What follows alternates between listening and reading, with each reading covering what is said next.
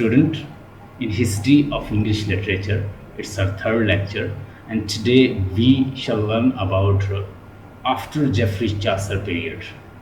Before we discussed about before Geoffrey Chaucer, and then we discussed during Geoffrey Chaucer, when Geoffrey Chaucer was over there, what kind of literature was there. So now we are going to learn after Geoffrey Chaucer, what kind of writer were there and how they were writing, what were their way of writing. Some people say that during 15th century that was a dark period because that time nothing productive was produced, because lot of writers, they were just copying Geoffrey Chaucer. Even they are also known as Chaucerian writers, Chaucerian poet.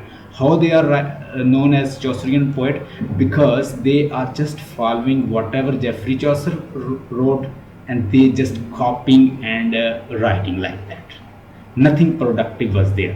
It was during the Renaissance in England that produced a wonderful work like Christopher Marlowe, Ben Jonson. Talk about other writers like William Shakespeare. So like these poets all together, they produced very wonderful work. So before Renaissance age, especially in England, there was just copy paste. People were just taking idea from Geoffrey Chaucer, and whatever Geoffrey Chaucer wrote, they copying and writing and imitating and just writing the way Geoffrey Chaucer wrote, and people call them Chaucerian poets. So let's see. Dear student, हमने इससे पहले discuss किया था इससे पहले। ये था ancient renaissance as को हम डिस्कस करेंगे कि एक एंशियंट पीरियड था और एक मॉडर्न पीरियड था। एंशियंट पीरियड जो लिटरेचर का है, उसमें एक वर्क आता है किनका? रोमन ग्रीक्स का। रोमन ग्रीक्स का वर्क किसमें आता है? एंशियंट पीरियड, ठीक है। और ये पीरियड जो है, इसको इस गोल्डन पीरियड भी कहा जाता है लिटरेचर का। बहुत अच्छा लिटरेचर प्रोड्यूस हुआ, यानी Aristotle, Plato and Sophocles and then rest of the writer, Aeschylus, Euripides. So lot of writers were there and they were produced. Homer, Virgil, and they have wrote their Aeneid, and like Iliad. So lot of Iliad like that. They produced wonderful work, and people tried to copy the work of the ancient Greece. Talk about the Alexander Pope. He even translated the work of Homer. So he translated Homer and Virgil. So then there was a writer like Phantom and Brew along with the Alexander Pope. Alexander Pope के दो दोस्त थे, ये हम पढ़ेंगे classical as में। एक का नाम था फैंटम और एक था ब्रूम,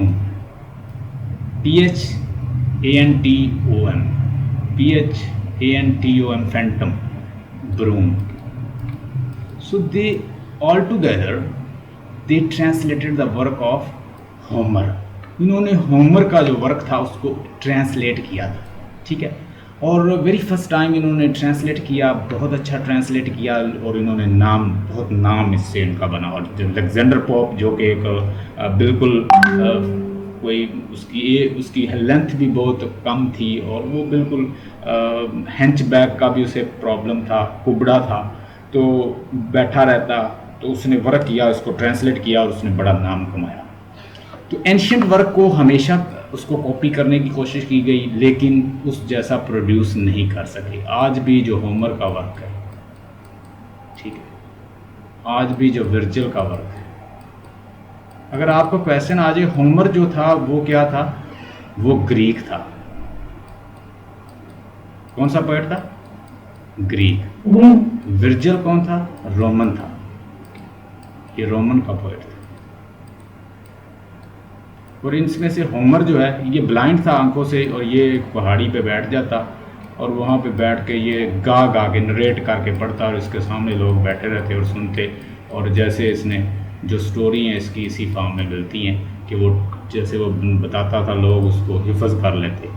जो स्टोरीज़ हैं, पहले लिटरेचर कैसे प्रोड्यूस होता था, लोग जो है एक दूसरे को टेल सुनाते, ठीक, स्टोरीज सुनाते, और वो यानी सफ़र करते। For example we are going from here to from Multan to Lahore, just we are sitting on the on a kind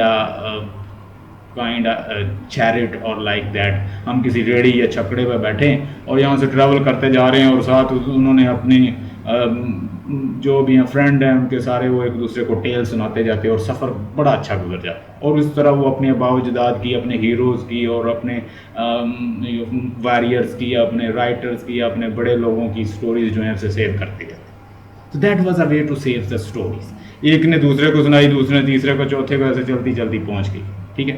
तो एंशियंट वर्क जो है वो हमेशा बड़ा प्रोमिनेंट रहा है, उसको कॉपी करने की कोशिश की, और ये अच्छा पीरियड था।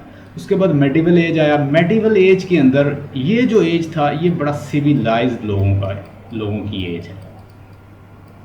दो के वो फाइटर भी थे, लेकिन उन्होंने अपनी एक सिविलाइजेशन बनाई थी, रोमन ग्रीक्स। इवन के जब रोमन्स यहाँ पे आए हैं, उन्होंने, आपको पता है, इनको अटैक किया कैल्टिक और गैलिक को। तो कैल्टिक गैलिक को इतना नुकसान इन्होंने नहीं पहुँचाया जितना विकिंग ट्राइब्स ने, जितना एंग्लो सैक्सन ने, या जितने वो जो ट्राइब्स, जो बारबेरिक किस्म के जो ब्रूटल ट्राइब्स थे, वो उन पे हमला कर रहे थे, तो वो नुकसान करते थे। तो ये इन्होंने तो उनको बिल्डिंग्स दी, कल्चर दी, अपना लिटरेचर दिया, अपनी लैंग्वेज दी, अपनी डेवलप सिविलाइजेशन जो है वो लेकर आए। और फिर अल्टीमेटली उनसे जब विसिगोथ जो उनके ऊपर हमले कर रहे थे, उनके ऊपर जो रोमन के ऊपर हमले कर रहे थे, उनका नाम क्या था, ये याद रखा, विसिगोथ। विसिगोथ जो ट्राइब था, ये बड़ा जालिम ब्रूटल ट्राइब था, और ये उनके ऊपर, रोमन के ऊपर हमले कर रहा था। रोमन बेचारों को अपनी सल्तनत बचानी मुश्किल हो गई, तो उन्होंने कहा कि ये, एक तो वो अपनी सल्तनत को, अपनी एम्पायर को बचा रहे थे, उसको बचाते बचाते अब साथ इंग्लैंड भी बचानी पड़ रही थी, उनके ऊपर भी हमले शुरू हो गए। उनके ऊपर हमले कौन कर रहे थे, विकिंग भी कर रहे थे। विकिंग का मैंने आपको बताया, नॉर्मन्स, ठीक है। और उसके बाद एंग्लो सैक्सन भी थे, उनको भी ज़रूरत थी, ये भी थे। तो बहुत सारे हमले हो रहे थे, तो उन्होंने कहा कि भाई अपनी ये और उसके बाद दो और ट्राइब थे, पिक्ट्स और स्कॉट। ये आयरलैंड और स्कॉटलैंड से आए थे, ये दो ट्राइब्स। और वो किधर से आते हैं, नॉर्मन्स किधर से आते हैं, मैंने आपको बताया था, वो डेनमार्क, स्वीडन और स्कैंडिनेवियन कंट्री, नॉर्थ साइड से, यूरोप के नॉर्थ साइड से। यानी ये यूरोप का अगर नक्शा है तो हम ये बताएंगे कि ये नॉर्थ साइड से आए थे, ठीक है। स्कॉटलैंड से जो आए थे, हम उन्हें कहेंगे स्कॉटलैंड से आया है, ठीक है। जो पिक्ट्स कबीला है, अगर वो भी उधर से किसी साइड से आया तो हम बताएंगे ये मिल के हमला कर रहे थे, तो ये क्या चाह रहे थे, ये अपनी यहाँ पे अपना। अब ये जो मिडिवल एरा है, मिडिवल एरा के अंदर हम क्या देखते हैं कि ज़्यादा फाइटिंग का, यहाँ पे ज़्यादा क्या हो रही है, फाइट हो रही है, वॉरियर्स हैं, स्लेव कीपिंग, के स्लेव ज़्यादा से ज़्यादा बना लें, ये स्लेव कीपर, किलर हैं, अटैकर्स हैं, इन्वेडर्स हैं। अब जब इस तरह के लोग होंगे तो वो लिटरेचर भी फिर ऐसा ही प्रोड्यूस करेंगे। तो यहाँ पे तो आपको मिलेगा रोमन ग्रीक का वर्ड, एनीड, इलियड, और उसके बाद ट्रेजेडीज़ और ड्रामा और ज़रा पोइट्री, एपिक की फॉर्म में बड़ी आपको अजीम पोइट्री मिलती है। तो इस मीन के ये एंशियंट टाइम जो था रोमन ग्रीक सा बड़ा सिविलाइज था। लेकिन जब ये इनके हाथ आया, मेडिवल एज में आया, तो हम क्या देखते हैं कि यहाँ पे फिर क्या कत्लो गारत है, तो उसका लिटरेचर के अंदर भी। और अल्टीमेटली हमने ये देखा कि यहाँ पे रोमन्स के पास जब मज़हब आया, क्रिश्चियनिटी, तो उन्होंने, चूँकि वो यहाँ पे आए थे, लैटिन लेकर आए थे, तो लैटिन में उन्होंने बाइबल भी लेकर आए थे, ठीक है। तो उन्होंने इनको क्रिश्चियन भी बना दिया बहुत सारे लोग। तो यहाँ पे जब ये यूरोप के अंदर, स्पेशली इंग्लैंड के अंदर, ये लेकर आ गए लैटिन के साथ मज़हब भी लेकर आए, तो इन्होंने मज़हब भी इन्फ्यूज़ कर दिया वहाँ पे, क्रिश्चियनिटी का मज़हब भी इनके अंदर डाल दिया। अब यहाँ पे हुकूमत बन गई किसकी, पोप की। पोप जो है वो हमेशा यहाँ पे रिस्पेक्टेड रहा। मेडिवल एज में जब भी डिस्कशन होगी तो वो क्या, किसकी एज होगी, मज़हब की एज। वो पूछता है कि medieval age is the age of religion, आगे लिखा होगा रोमांस, रोमांटिक और मॉडर्न, आप वहाँ पे मज़हब पे क्लिक करेंगे क्योंकि वो रिलीजियस एज थी। ये सारी एज क्या है, मज़हब जो है वो पॉप जो है, अगर आपने, और उस वक्त प्ले कौन कौन से कंडक्ट किए जाते थे, परफॉर्म किए जाते थे, एक मोरालिटी, मैरिकल और मिस्टीरियस, ये इस तरह के प्ले होते थे। और ये प्ले कंडक्ट कौन करता था, पादरी, प्रीस्ट, और प्रीस्ट जो है उसको मॉनिटर करता, और प्रीस्ट ही देता उसके करैक्टर, और वो उनके सारे मजहबी लोग ही होते, और वही उसको, यानी जो भी आपने दिखाना है लिटरेचर या कल्चर, वो भी आपने मजहब, बाइबल के अंदर जो स्टोरीज हैं वही बार बार दिखाई जाती, लोगों को मजहबी बनाया जा रहा था। बात समझ आ गई? तो ये एज जो है इसमें मजहब जो है डोमिनेट करता है, किसी की जरूरत नहीं है कि वो क्या करे, मजहब को चैलेंज कर दे या चर्च के बनाए हुए जो रूल्स हैं उनको चैलेंज कर दे। अगर वो चैलेंज करता है तो ही विल बी बिहेडेड, उसका सर कलम किया जाता। ठीक है, पॉप जो है उसको गवर्न करता, उसको रूल करता, और पॉप जो है पैसे जो भी कमाए जाते उसकी खास हिस्सा जो है वो किसको दिया जाता, पॉप को जाता। अब पॉप यहाँ पे कंट्रोल कर रहा है मिडीवल एज के अंदर, और ये एज है 5th सेंचुरी से तकरीबन 14th सेंचुरी से। तो ओवरऑल इसको क्या कहते हैं, इसको डार्क एज कहते हैं कि इसमें कोई डेवलपमेंट इतनी खासी लिटरेचर, कल्चर, सिविलाइजेशन और ये चीज़ें नहीं हुई। असल एज जो है वो चौसर से इंग्लिश की एज स्टार्ट होती है। चौसर जो है वो उसे कहा जाता है he is a dawn of medieval age, and you know he is कि जब चौसर आया तो वो जो मिडिवल एज थी वो उसका सन सेट हो रहा था, सन उसका सूरज गुरूब हो रहा था, और it was you know moving and travelling toward the renaissance age. उस वक्त चूंकि ये 14th सेंचुरी का ये लिखा हुआ है कि 14th सेंचुरी में उसकी 1340 में वो पैदा हुआ है और 1400 में इसकी डेथ हुई है। तो इसने इटली का भी ट्रैवल किया है, तो इटली में उस वक्त रेनेसेंस आ चुका था। इटली के जो राइटर्स हैं जैसे पेट्रार्क है, ठीक है, मैंने कल भी नाम लिया, बोकाशियो है और डांटे है, ये नाम याद रखें। यानी डांटे मौजूद था, पेट्रार्क मौजूद था। पेट्रार्क ने क्या कंसेप्ट दिया आपको, 6 और 8 लाइन का कंसेप्ट, ठीक है, 8 और 6 लाइन का कंसेप्ट दिया, टोटल 14 बनते थे इसके।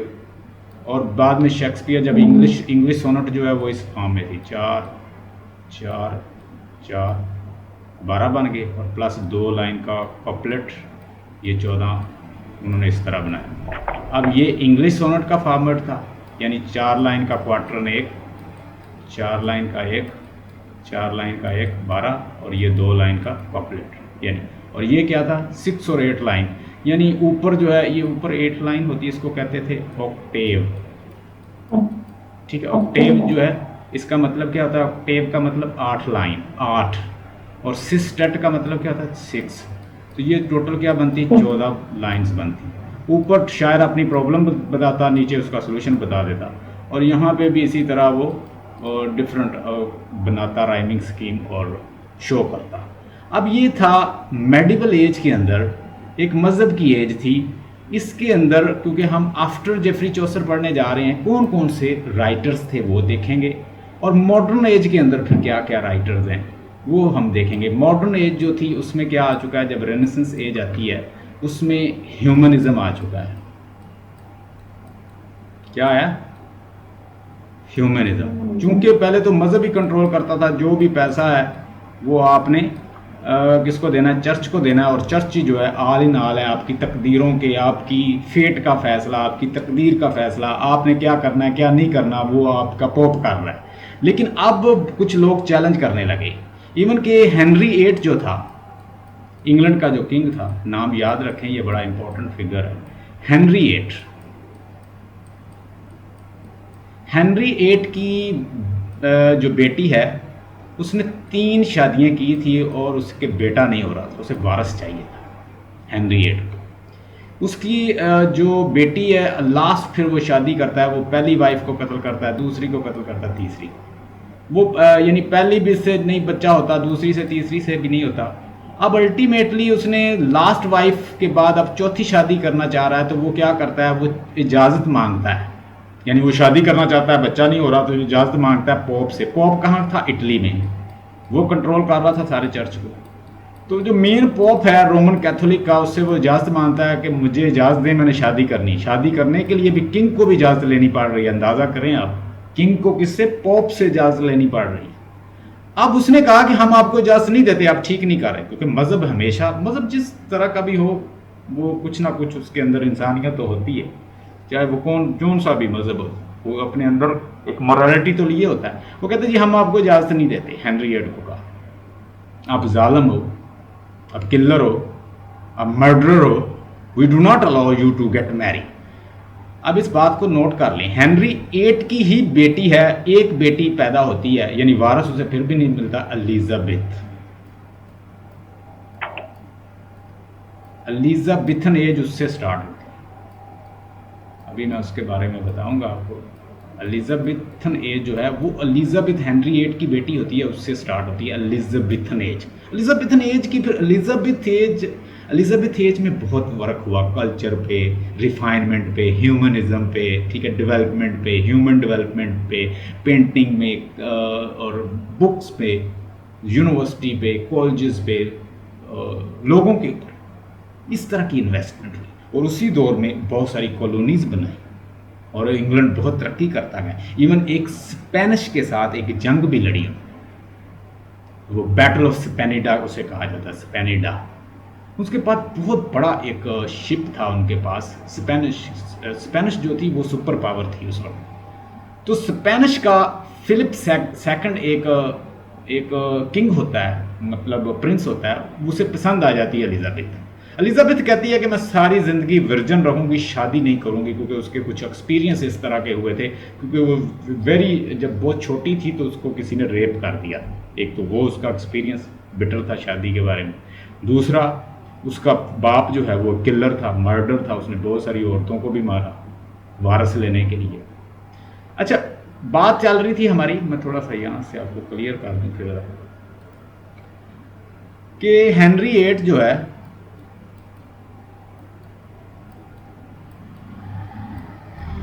थोड़ा सा पॉलिटिकल बैकग्राउंड आपको बता लूँ फिर आगे चलते हैं। हेनरी VIII जो है वो क्या है? हेनरी VIII किंग है और इसकी औलाद नहीं हो रही, बेटा चाहिए, वारस चाहिए। 3 शादियां की नहीं हो रही, इजाज़त मांगता है पोप से कि एक शादी और करना चाहता है। पोप कहता है कि हम आपको इजाज़त नहीं देते, आप जालिम हो, मर्डर हो, किलर हो। तो वो कहता है कि हम आपका जो चर्च है इसको डिस्कार्ड करते हैं। क्या करते हैं? चर्च को डिस्कार्ड करते हैं, हम आपके चर्च को नहीं मानते। वो चर्च था रोमन कैथोलिक। कौन सा चर्च था? Roman Catholic. उन्होंने 2 सेक्ट ना, एक रोमन कैथोलिक, एक प्रोटेस्टेंट। उन्होंने एक अपना चर्च बना लिया, एंग्लिकन चर्च। ठीक, इनका एक अपना चर्च बन गया, वो अलहदा हो गया, इनसे सेपरेट हो, कट ऑफ कर दिया। ये एक अलहदा बन गया, अब जो फैसला चाहिए उसे यहाँ से करवा लेता, उसे क्या ज़रूरत है इनके पीछे जाने की इटली में। तो इटली से कट ऑफ हो गया, अब ये अलहदा से इन्होंने अपना एक चर्च बना लिया। ठीक है, एक बात तो ये क्लियर होगी। दूसरी बात, रेनेसेंस एज का टाइम लिख लें। रेनेसेंस एज आई है 14th सेंचुरी में, ठीक है, और इसका जो ड्यूरेशन है वो 17th सेंचुरी तक। इसमें क्या हुआ था? रेनेसेंस एक फ्रेंच वर्ड है, उसका मतलब होता है रीबर्थ, रिवाइवल, री इंटरप्रिटेशन, रीजनरेशन, री interpretation of the knowledge, specially Roman, Greeks, ancient literature that was री ट्रांसलेटेड, री एनालिसिस, री इंटरप्रेटेड, री जनरेटेड एंड रिप्रोड्यूस्ड, उसको कहते हैं रेनेसेंस एज। रेनेसेंस में क्या हुआ था? और ये सिर्फ लिटरेचर में नहीं था, art, culture, painting, philosophy, psychology, हर फील्ड में था।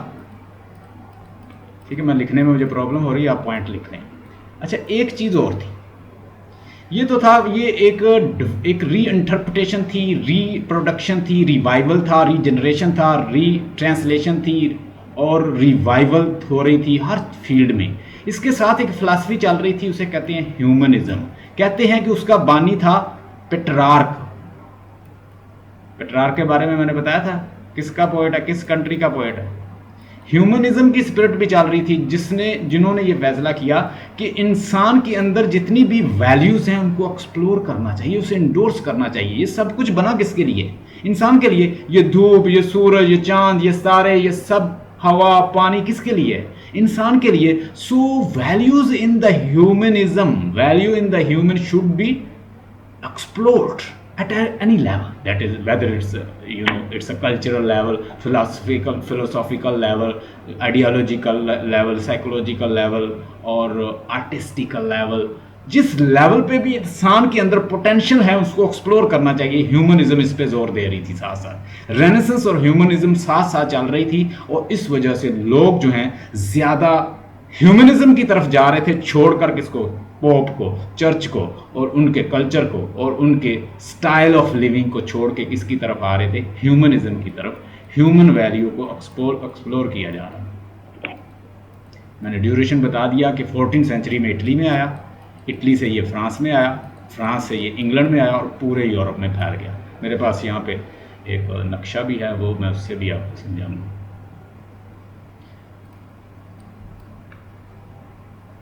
लिख लें ये पॉइंट। अच्छा, मॉडर्न एज में हमारे पास रेनेसेंस एज 14 से 17 सेंचुरी, लिख लें। एलिजाबेथन एज क्या है? और फिर हम देखें, ये मैंने आपको बताई renaissance age. Renaissance age RENAISSANCE, renaissance, renaissance, SSAINC, renaissance.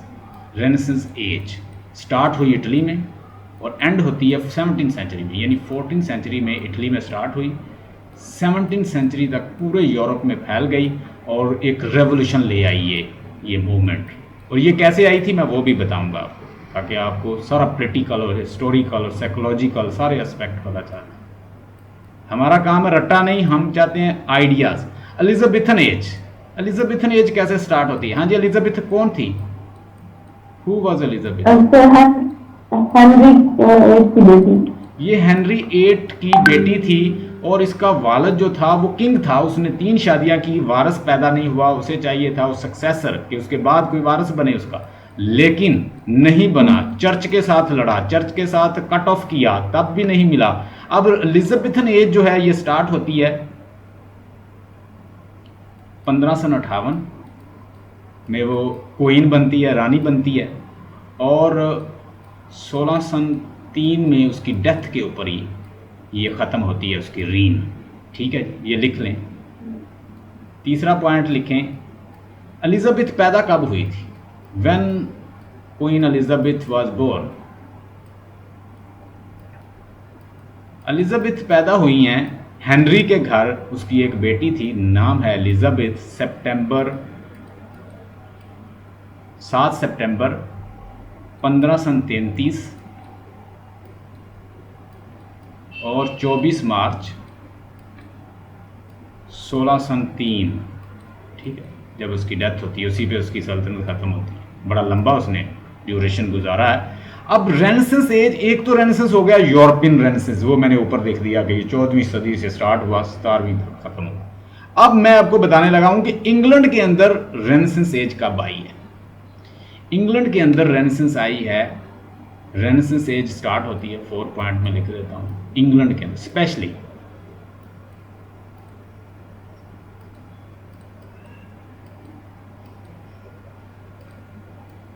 15th से, ये अप्रॉक्सीमेशन में लिख रहा हूँ 17th से, यानी ये जो एज है ये इंग्लैंड की है, रेनेसेंस एज की। नोट कर लिया? अच्छा, अब एक बात और हुई। जब क्वीन एलिजाबेथ रानी बनी हैं तो बहुत सारे लोग जो हैं, लो जी फीमेल हमारी, अब फीमेल हम पे हुकूमत करेगी। लेकिन उसने कहा कि I will remain virgin through out my life, I will not get married. Why I should not get married? There are several reasons. First of all, when she was a child, she was raped by someone, so she had a bitter experience. The second thing is that there was a tussle between his father and mother, and you know that he was a very abusive father, and he even killed a lot of females, and she had a bitter experience about married life. And the third thing, that since she's been selected as the queen of the England, she wants to just look after England. She loves England a lot because she has got the throne now. And one thing more, there was a Philip II. He belongs to Spanish, so he was a Spanish prince. नाम है Philip second. ये Elizabeth से कहता है कि तुम मुझे बहुत अच्छी लगती हो, मुझसे शादी कर लो. फिलिप सेकंड इसका नाम है और ये स्पेन का राजा है. इसने कहा कि तुम मुझे बहुत अच्छी लगी हो, तुम्हारी मैनेजमेंट, तुम्हारा वे ऑफ डीलिंग, तुम्हारे मैनर्स, तुम्हारी beauty, all appeals me, I want that you should Mary. अब इसके माइंड में दो पॉइंट थे. एक तो खूबसूरत लड़की है, खूबसूरत है तो, और मैनेजमेंट स्किल भी जानती है, अच्छी है, मैं इससे शादी कर लेती. दूसरी तरफ एलिजाबेथ है जो कि बड़ी इंटेलेक्चुअल औरत है. उसने कहा नो, अगर मैं तुमसे शादी करती हूँ तो मेरा मतलब यह है कि मैं जहेज में तुम्हें इंग्लैंड भी दूंगी, इंग्लैंड भी तुम्हारे साथ चला जाएगा. यानी उसे कब्जा करने की तो जरूरत ही नहीं है, फिर खुद ब खुद इंग्लैंड जो है वो उसकी वाइफ बन गई, तो दोनों एक ही हो गए. तो वो कहती थी कि मैं एक सेपरेट आइडेंटिटी हमारी रहे. We should have a separate identity and I should not accept manipulation at any cost. Male की मैनिपुलेशन तो वैसे ही एक्सेप्ट नहीं करती थी. अब इसने उसकी प्रपोजल, इसने एक भेजी, उसने रिजेक्ट कर दी, इसने दूसरी भेजी, उसने रिजेक्ट कर दी. ये पॉलिटिकल बैकग्राउंड बता रहा हूँ लिटरेचर. और अल्टीमेटली ये फैसला करता है कि भाई मैं तुम्हारे ऊपर अटैक कर रहा हूँ. ये बहुत बड़ा एक आर्मीडा जो है, स्पेनिश आर्मीडा जो है, ये लेकर आता है. इसे कहा जाता है Spanish battle of Spanish Armada. लिख लें, battle of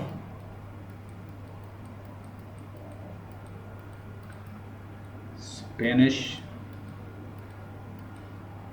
आर्मीडा.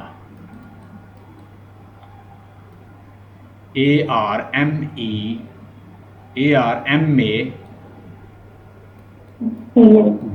Armada, Spanish Armada. ये बहुत बड़ा एक यानी शिप जो है ये उतारता है उसके खिलाफ, और कहता है वो इसे, इसका नाम आर्मेडा का मतलब होता है इनविंसिबल नेवल शिप. आर्मेडा का मतलब लिखें, ऐसा शिप, नेवल शिप जो कभी भी हार नहीं सकता. बहुत बड़ा ये लेकर आता है ताकि ये क्या करे, उसको जीते. और लग भी रहा था कि वो जीत जाएंगे इंग्लैंड से. इंग्लैंड के मुकाबले में स्पेनिश काफ़ी ताकतवर था. अब इधर एलिजाबेथ है, एलिजाबेथ स्पीचेस करती है, बड़ी इमोशनल स्पीचेस करती है. वो कहती है मेरे भाइयों, मेरे हाथ छोटे हैं, मैं वीक हूँ, मैं कमज़ोर हूँ, लेकिन I am with you, I am the first who will fight with you. लेकिन मैं तुम्हारे साथ हूँ और मैं तुम्हारे साथ लड़ूंगी. वो खुद कहते हैं, घोड़े को पकड़ती है और कहती मैं खुद साथ जाऊँ. उस पर आर्मी, इंग्लैंड की आर्मी इतनी बहादुरी से लड़ती है. अल्टीमेटली वो स्पेनिश का जो आर्मीडा होता है, एक साथ स्टॉर्म आता है, बहुत ख़तरनाक तूफान आता है, और वो सारा कुछ उसका डूब जाता है, और इंग्लैंड जो है स्पेनिश से जीत जाता है. ठीक है. अब इसकी वजह से जो कह रहे थे कि ये एक फ़ीमेल है, कैसे संभालेगी, फ़ीमेल को घर के काम करने चाहिए, वो भी उसकी इंडोर्समेंट कर लेते हैं. वो भी कहते हैं she is a very divine lady, वो उसको एक्सेप्ट करते हैं. और उस दौर में बड़ी प्रोग्रेस हुई. इसने लिटरेचर में वर्क किया, पेंटिंग में वर्क किया, ठीक है, ह्यूमन वैल्यू पे वर्क किया, एजुकेशन पे वर्क किया, डेवलपमेंट पे वर्क किया, प्रोग्रेस पे वर्क किया. So lot of progress and development they occur especially in Elizabethan age and renaissance age and Elizabethan age. ठीक है, ये दोनों एजेस सेम ही हैं. अब हम थोड़ा सा आगे कुछ पॉइंट डिस्कस करते हैं इस एज के, फिर मैं कैंटरबरी टेल को डिस्कस करूँगा. मेन पोएट जो उस वक्त मौजूद थे, एक था, ये है डांटे. लिख लें, ये है पेट्रार्क.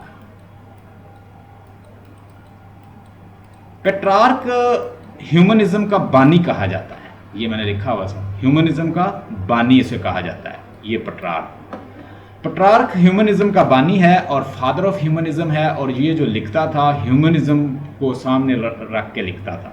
ठीक है. और ये पेट्रार्क इटली से ताल्लुक़ रखता है, डांटे इटली से ताल्लुक़ रखता है, बोकाशियो इटली से ताल्लुक़ रखता है. ये राइटर्स के नाम याद रखें, लिख लें, बोकाशियो, डांटे, बोकाशियो, डांटे, DANTE, डांटे, पेट्रार्क, PETRARCH, ठीक है, बोकाशियो। अब मैं आपको जो बात बताने लगा हूँ, ये लोग जो हैं ह्यूमनिज्म और साथ साथ रेनेसेंस एज को लेकर चल रहे थे, और उसके अलावा और भी थे जो पेंटिंग में काम कर रहे थे, वो भी रेनेसेंस एज में आते हैं। मिसाल के तौर पर रेनेसेंस सिर्फ एक फील्ड में तो नहीं आई, it is in the painting, in the philosophy, in the culture, in the art, in literature, everywhere else. Not only literature, culture, philosophy, psychology, human values, और उसके बाद इंडस्ट्रीज, हर चीज़ की प्रोग्रेस हो रही थी, एक चीज़ तो नहीं थी। तो people were getting ahead and leaving church behind, they are giving value to the human values, human value को वैल्यू दी जा रही थी, और ये स्पिरिट साथ चल रही थी, और इसको चला रहे थे ये इटली से। इसका नाम है पेट्रार्क। पेट्रार्क जो है ये मोहब्बत करता था। मैंने आपको बताया कि 8 लाइन का कंसेप्ट जो है, और 6 लाइन का ऑक्टेव और सिस्टेट का कंसेप्ट, 14 लाइन की सोनेट का कंसेप्ट ये लेकर आए। लेकिन पेट्रार्क के अंदर एक चीज़ की कमी थी, ये इटालियन में वर्क नहीं कर सका, अपनी लैंग्वेज को प्रमोट नहीं कर सका। अगर ये प्रमोट करता तो आज इटालियन इंग्लिश लैंग्वेज के मुकाबले पे होती, क्योंकि इसने किसको वैल्यू दी? आप देखें, हम लोग उर्दू पे वैल्यू नहीं दे रहे, तो उर्दू में वो वर्क भी फिर नहीं हो रहा। इस तरह ये उस वक्त लैटिन ग्रीक बड़ी जानी जाती थी लैंग्वेज, तो ये लैटिन से इन्फ्लुएंस था। पेट्रार्क जो है लैटिन में वर्क करता रहा, तो इसलिए लैटिन की तो डेवलपमेंट, लैटिन तो एक डेड लैंग्वेज है, जो जब किसी चीज़ पे बुढ़ापा आता है ना, आप उसे बचा नहीं सकते, वो एक नेचुरल अमल होता है। ये सिविलाइजेशन पे आता है, ये लोगों के ऊपर आता है। एक राइटर है, उसका नाम है W.B. यीट्स, नाम लिखें, W.B. यीट्स, मॉडर्न राइटर है, पोएट है, मैं इसे बड़ा पसंद करता हूँ। W.B. यीट्स ने 1925 में एक किताब लिखी, द विजन। क्या नाम है? The vision. उस बुक के अंदर लिखता है कि हर सिविलाइजेशन जो है उसके ऊपर बुढ़ापा भी आता है, वो तबाह भी होती है, वो डके भी होती है, जितनी भी वो स्ट्रांग हो उसने आखिर मिटना होता है। मिसाल के तौर पर कहता है, हमेशा दुनिया के अंदर 2 तरह की सिविलाइजेशन होती है, एक जो डोमिनेट कर लेती है और एक जो डोमिनेट हो जाती है। डोमिनेटेड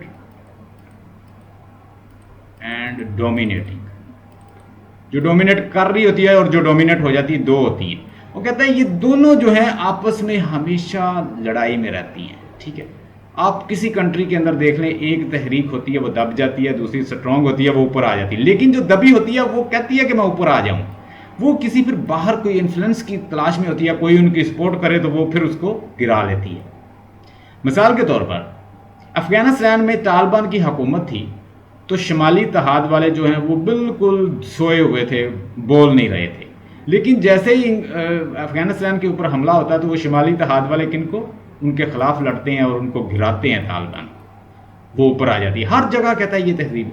हमारे कंट्री में भी ये चल रहा है सिस्टम कि अगर पॉलिटिकल वैल्यू पे देखा जाए, पॉलिटिकल लेवल पे देखा जाए, तो एक पार्टी ऊपर आ जाती है तो दूसरी नीचे दबी रहती है। जब वो कोई सपोर्ट में रहती है, अगर कोई बैरूनी उनसे इन्फ्लुएंस मिलता है या हेल्प मिलती है, तो वो फिर उसको गिराने की कोशिश करती है। कैसी ज़बरदस्त बात की है उसने द विजन के अंदर।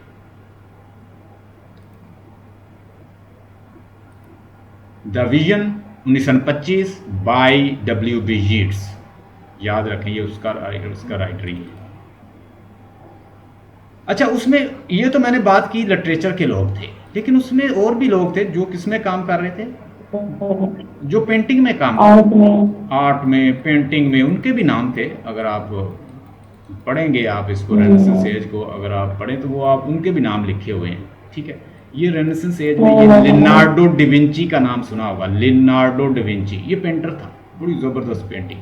माइकल एंजेलो, ठीक है, राफेल्स, ये जो हैं इनकी पोर्ट्रेट्स जो हैं, इनके बनाए हुए जो पेंटिंग्स हैं, आज भी जो है आप चले जाएं इंग्लैंड के, उसके इटली के अंदर, आप देखेंगे कि इनके बने हुए कैसे कैसे मुजस्मे, कैसी कैसी पेंटिंग जो है आज भी इनकी मशहूर है, नेट पे चेक कर लें। तो ये क्या थे, पेंटर थे।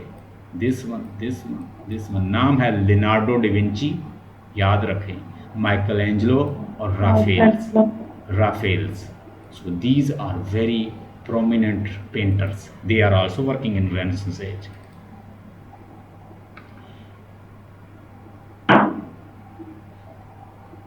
अच्छा, थॉमस मूर जो है इसने एक बुक लिखी थी, याद रखें ये भी बड़ी प्रोमिनेंट है, मॉक यूटोपिया।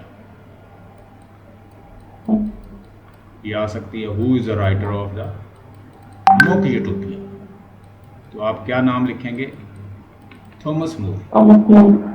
ये भी रेनेसेंस एज का एक राइटर है।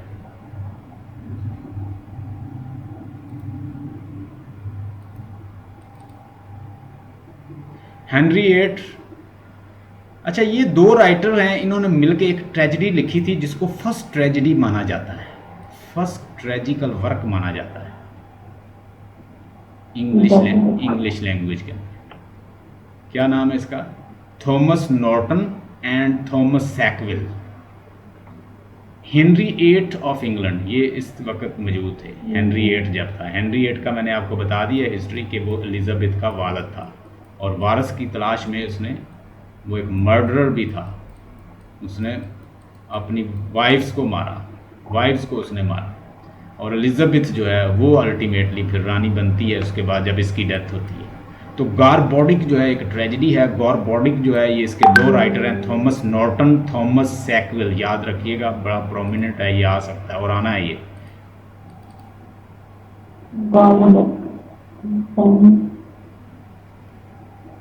अच्छा, ये कुछ राइटर हैं। क्वीन एलिजाबेथ फर्स्ट जो है, जिसको हमने अभी डिस्कस कर रहे हैं, जो रानी बनती है तो बहुत फाइट भी होती है, वो एक जंग भी जीतती है स्पेन से। ये भी आ सकता है एमसीक्यू में। यूफीज द एनाटॉमी ऑफ विट। और उसके बाद the countess of the Pembroke Arcadia. Arcadia जो है ये किसने लिखा है? फिलिप सिडनी ने। इसका राइटर है फिलिप सिडनी। फिलिप सिडनी को आपने पढ़ा, जो एक क्रिटिक था, ठीक है, ये क्रिटिक था और ये कोटियर भी था, और इसने आर्केडिया इसका वर्क है। द एनाटॉमी ऑफ विट जो है ये जॉन लिली ने लिखा है, एनाटॉमी ऑफ विट। ये भी रेनेसांस एज की है। Queen Elizabeth first, Walter Raleigh, Edmund Spenser, Christopher Marlowe, Hero and Leanders. Hero and Leanders जो है, एडमंड स्पेंसर जो है उसका नाम है, एडमंड स्पेंसर ने एक बुक लिखी है और वो हम पढ़ते भी हैं, ये सरगोदा यूनिवर्सिटी के कोर्स में है, फेरी क्वींस, ठीक है। अब क्रिस्टोफर मार्लो की आपको पता है कि डेथ हो जाती है राउंड अबाउट कोई 29 ईयर ओल्ड था कोई। इसको कहते हैं कि ये इसके आइडियाज़ जो थे वो मज़हब के बहुत ख़िलाफ़ थे, ठीक है। ये मज़हब के ख़िलाफ़ बातें करता था। तो फ्रेज़र नामी कोई बंदा था जिसने इसको कत्ल किया था नाइफ के ज़रिए, ठीक है। अब ये एक पोइम लिख रहा था, ये पोइम बड़ी मशहूर है, हीरो एंड लिएंडर्स।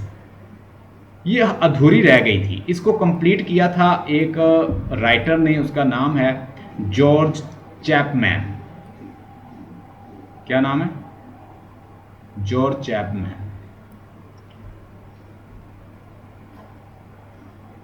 स्नैपशॉट ले लें या लिख लें इसको।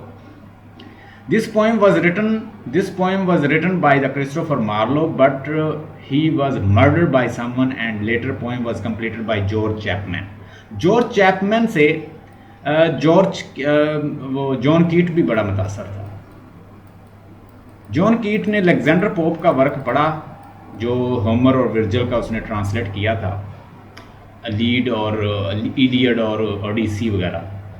तो उसे पसंद नहीं आया, उसने कहा कि ये अच्छा नहीं लिखा। तो उसने फिर किसको सिलेक्ट किया? इसने भी एक ट्रांसलेशन लिखी हुई है, जॉर्ज चैपमैन ने। इसके वर्क को उसने ज़्यादा मुतासर इसने जॉन कीट को किया। जॉन कीट जो है इससे मुतासर था जॉर्ज चैपमैन से। चैपमैन वो है जिसने इसकी अधूरी पोइम जो है कंप्लीट की थी, क्रिस्टोफर मार्लो की हीरो एंड लिएंडर।